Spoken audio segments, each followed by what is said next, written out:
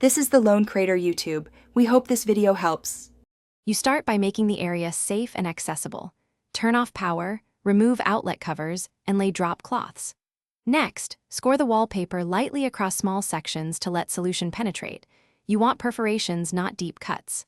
Apply a generous coat of a 1 hot water and vinegar solution or a commercial vinyl remover and let it soak for 10-15 minutes so the adhesive softens.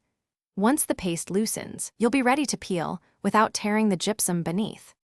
After soaking, find a seam or corner and lift with a 3/4 inch putty knife, levering gently under the vinyl.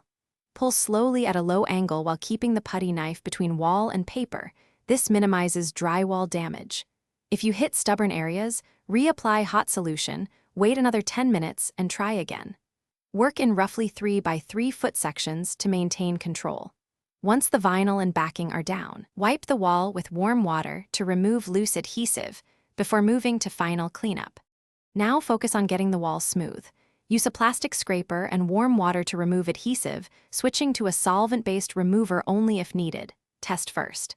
Sand any rough areas, fill gouges with a thin coat of joint compound, and sand again when dry to a uniform surface. Clean the dust away, then apply a quality primer so paint or new wallpaper adheres evenly.